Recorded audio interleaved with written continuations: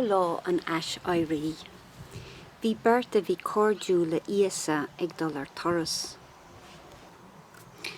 Bhí siad ag siúil an Bothar ó Jerusalem go dtí hEamaus. Shráid bhaile beag ba hEamaus, timpeall 7 míle ó Jerusalem. Ar an bealach bhí siad ag caint faoin na rudaí a bhí tar éis tharlú. An céasa, bás íosa, agus inis na Scéalta a bhí siad ag clúisteáil, go raibh sé áirithe ón marbh. Tar éis tamil, thug siad faoi deire go raibh duine eile ló, ag siúil cóngordóibh ar an Bothar. Thug siad cuiread an strainséir siúil ló. Agus iad ag siúil síos an Bothar, bhí an strainséir a cuir ceist faoin na rudaí a bhí á pléacha níos lua. Is tóga gur tos an tain den amháin nach bhfuil Eachtraí Jerusalem rólas agat ar sa cléafas.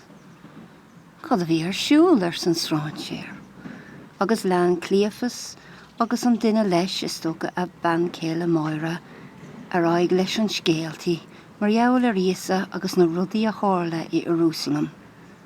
Conas a fuair sé bás, na rudaí a bhún sé, agus inis na Scéaltaí áit go bhfuil sé áirithe ón marbh. Ach nach tuigeann sibh ar sa an strainséir, agus thosaigh sé sin ag dul tríd na Scéaltaí ón Bíobla, ag tosnú le muis, agus ag dul ará go Isaiah, agus an leabhar Sam, ag míúna an cuid a bhí scríofa mar gheall ar íosa a bás agus an hAspal.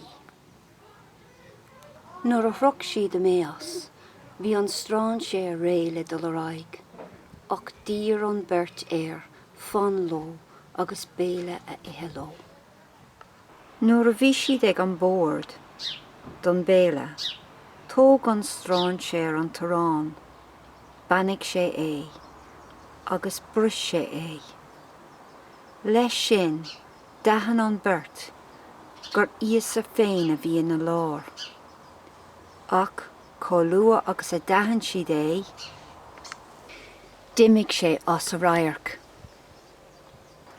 Dairigh an beirt agus ris siad a rais na 7 míle go Jerusalem, chun búla le na hAspal. Nuair a throc siad Jerusalem, bhí gach duine baile le céile sa seomra beag uachtar. Tá sé fear ar san beirt, tá sé fear bhúla mar le íosa.